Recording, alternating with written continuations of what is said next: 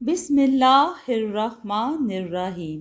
السلام علیکم دوستو، آج میں آپ کے لیے ایک بہت ہی خوبصورت کہانی لے کے آئی ہوں جو بہت ہی دلچسپ ہونے کے ساتھ ساتھ انوکھی بھی ہے۔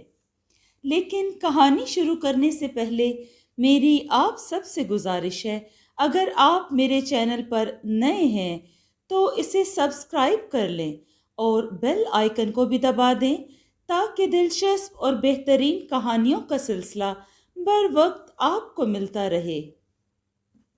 بادشاہ شہریار اور اس کے بھائی کی کہانی۔ پچھلے زمانے میں بنی ساسان میں شہریار نام کا بادشاہ تھا جس کی حکومت جزائر ہند اور چین تک پھیلی ہوئی تھی۔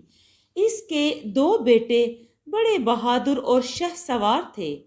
ان کا اپنی رعایا کے ساتھ سلوک بہت اچھا تھا جس کی بنا پر وہ اس سے بہت خوش تھی۔ اس کے چھوٹے بھائی کا نام شاہ زمان تھا اور وہ سمرقند کا بادشاہ تھا۔ دونوں بادشاہ 10 سال تک اپنے اپنے ملکوں پر نہایت عمدگی کے ساتھ حکومت کرتے رہے۔ ایک دن بڑے بھائی کو چھوٹے بھائی کو دیکھنے کا شوق پیدا ہوا اور اس نے اپنے وزیر کو حکم دیا کہ وہ جا کر اس کے چھوٹے بھائی کو اپنے ساتھ لے آئے۔ وزیر چھوٹے بھائی کے پاس پہنچا اور اس سے اس کے بھائی کی خواہش ظاہر کی جو وہ فوراً راضی ہو گیا۔ وہ سفر کی تیاری کرنے لگا۔ اس نے اپنے وزیر کو اپنا قائم بنایا اور اپنے بھائی سے ملنے کے لیے نکل پڑا۔ آدھی رات کے وقت اسے یاد آیا کہ وہ ایک چیز محل میں بھول آیا ہے اور وہ واپس گیا۔ جب وہ اپنے محل میں واپس داخل ہوا تو کیا دیکھتا ہے کہ اس کے بستر پر اس کی بیوی ایک حبشی کے ساتھ ایک ہو چکی ہے۔ وہ غصے سے لال پیلا ہو گیا اور دل میں کہنے لگا کہ میں ابھی تو شہر سے نکلا بھی نہیں کہ یہ گل کھلانے لگی۔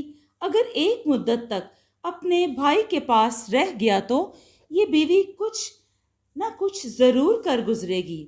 یہ سوچ کر اس نے تلوار نکالی اور دونوں کو قتل کر ڈالا۔ پھر وہ اپنے بھائی کے دارالحکومت پہنچا اور اپنے بھائی کو اپنے آنے کی خبر بھیجی۔ بھائی اس کے استقبال کے لیے آیا اور بہت خوش ہوا۔ دونوں بیٹھ کر خوشی خوشی باتیں کرنے لگے۔ اس وقت بادشاہ شاہ زمان کو اپنی بیوی کا واقعہ یاد آیا اور دل ہی دل میں کڑنے لگا اور اس کے چہرے کا رنگ بدل گیا۔ جب بھائی نے اس کی حالت دیکھی تو دل میں سوچا کہ اسے اپنا ملک چھوڑنے کی یاد ستا رہی ہوگی۔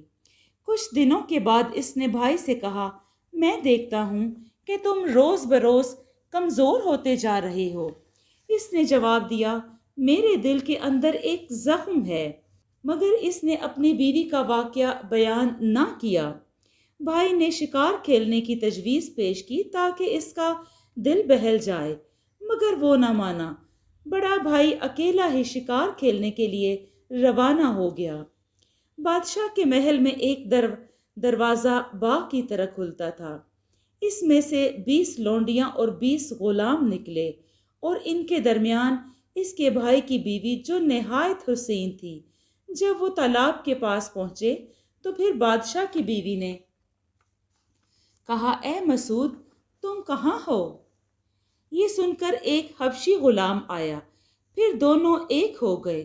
دوسرے غلاموں نے بھی باقی لونڈیوں کے ساتھ ایسا ہی کیا۔ جب بادشاہ کے بھائی نے اپنے کمرے کی کھڑکی سے یہ منظر دیکھا تو کہنے لگا، میری مصیبت تو اس مصیبت کا معمولی حصہ ہے۔ چنانچہ اس کا غصہ ٹھنڈا ہو گیا۔ پھر اس نے کھانا پینا شروع کر دیا۔ اس کا بھائی شکار سے واپس آیا۔ شہریار بادشاہ نے دیکھا کہ اس کا بھائی شاہ زمان کا چہرہ بحال نظر آ رہا ہے اور کھانے بھی لگا ہے۔ اس نے اپنے بھائی سے اس کی وجہ پوچھی تو اس نے جواب میں کہا، چہرہ اترنے کی وجہ تو بتا دوں گا لیکن دوبارہ بحال ہونے کی وجہ نہیں بتاؤں گا۔ اس نے پہلی بات کا جواب دیتے ہوئے کہا، جب آپ نے اپنے وزیر کو میرے پاس بھیجا تھا تو میں سفر کی تیاری کے لیے شہر سے باہر نکلا تو مجھے یاد آیا کہ جو ہیرا میں آپ کے لیے لانے والا تھا وہ محل میں ہی بھول آیا ہوں۔ واپس گیا تو کیا دیکھتا ہوں کہ میرے بستر پر میری بیوی اور ایک حبشی غلام اکٹھے لیٹے ہوئے ہیں۔ میں نے وہیں دونوں کو قتل کر دیا، پھر آپ کی طرف چلا۔ یہی بات میری آنکھوں کے سامنے گھوم رہی تھی۔ یہ وجہ ہے کہ میرے چہرے اترنے کی، مگر میں اب بحال ہونے کی وجہ نہیں بتاؤں گا۔ پھر اس کے بھائی نے اس کی باتیں سنی تو اسے خدا کی قسم دے کر اپنے بحال ہونے کی وجہ پوچھی۔ اس پر اس نے جو کچھ دیکھا تھا سب کچھ کہہ ڈالا۔ شہریار نے اپنے بھائی شاہ زمان سے کہا، میں یہ سب کچھ اپنی آنکھوں سے دیکھنا چاہتا ہوں۔ شاہ زمان نے کہا، اچھا، آپ یہ ظاہر کریں کہ آپ شکار کے لیے جا رہے ہیں اور میرے مکان میں چھپ جائیں۔ بادشاہ نے روانگی کا حکم دیا، چنانچہ خیمے اور لشکر سب شہر سے باہر نکل آئے اور بادشاہ بھی باہر آ گیا اور ایک خیمے کے اندر جا بیٹھا۔ پھر وہ بھیس بدل کر نکلا اور محل میں اس جگہ آیا جہاں اس کا بھائی ٹھہرا ہوا تھا اور اس کھڑکی کے پاس آ کر بیٹھ گیا جو باغ کی طرف کھلتی تھی۔ کچھ دیر کے بعد لونڈیاں اور ان کی مالکہ غلاموں کے ساتھ آئی اور وہی کام ہونے لگا جو اس کے بھائی نے دیکھا تھا۔ جب شہریار بادشاہ نے یہ منظر دیکھا تو اس کی حیرت کی انتہا نہ رہی۔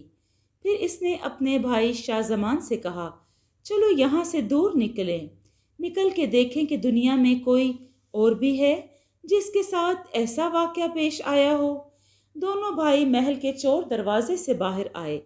کئی دن اور راتیں چلنے کے بعد سمندر کے کنارے ایک سبزہ زار پر پہنچے جہاں ایک چشمہ بہہ رہا تھا۔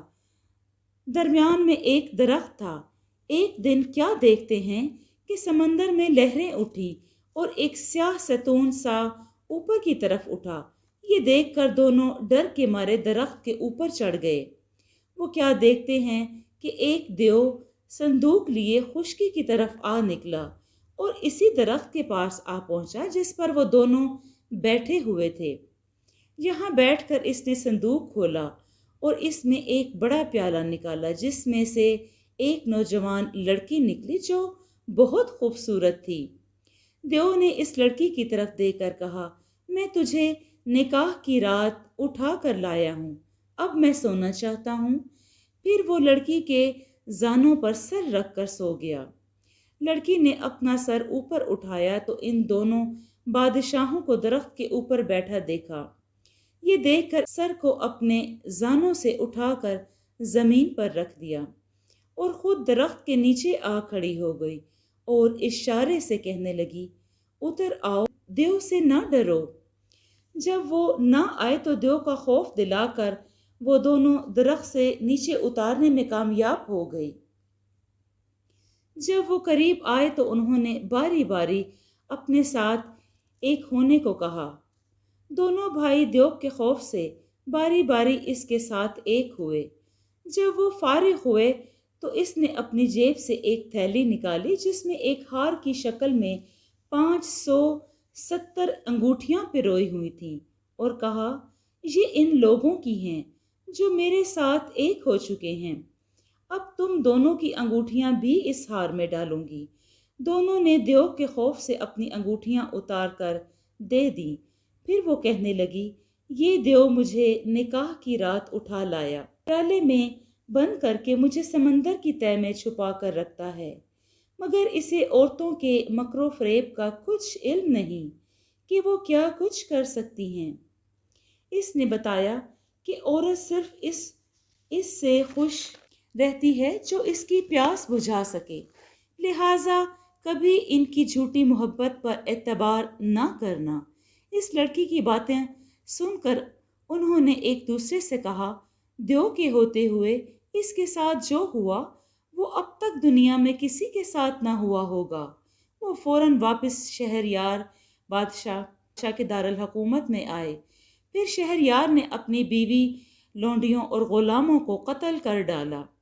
اس کے بعد اس کا دستور رہا کہ وہ ہر رات ایک کنواری لڑکی کے ساتھ ایک ہوتا اور پھر اسے قتل کر ڈالتا۔ یہ سلسلہ 3 سال تک جاری رہا۔ لوگ اپنی اپنی لڑکیاں لے کر بھاگ گئے۔ پھر اس شہر میں کوئی نوجوان لڑکی باقی نہ رہی۔ بادشاہ نے اپنے وزیر کو حکم دیا کہ وہ پہلے کی طرح روزانہ ایک لڑکی لائے۔ اسے کوئی لڑکی نہ ملی۔ اس کی اپنی 2 لڑکیاں تھیں، ایک کا نام شہرزاد اور چھوٹی کا نام دینا زاد تھا۔ بڑی بیٹی نے تاریخ کی کتابیں اور پرانے بادشاہوں کے بہت قصے پڑھ رکھے تھے۔ وہ اپنے باپ کی یہ حالت دیکھ کر کہنے لگی، آپ میری شادی بادشاہ کے ساتھ کر دیں تو میں زندہ بچ جاؤں گی، مگر پھر مسلمان بچیوں پر قربان ہو جاؤں گی اور ان کو اس شادی سے بادشاہ سے چھٹکارا دلاؤں گی۔